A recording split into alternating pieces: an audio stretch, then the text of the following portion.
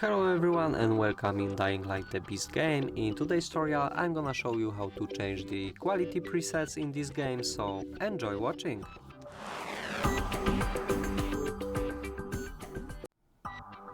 At first, press the O button on your keyboard to open the settings, or move your mouse over here and open options.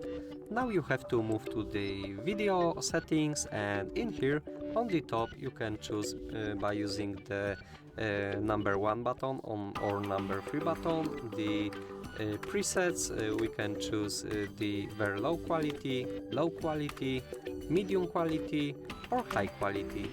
I'm the person who likes using the custom quality because I like to choose this every option by myself and just adjust it to my preferences. You should do the same, but if you want to use some presets of quality, then now you know how to do it. Leave a like, comment and subscribe to our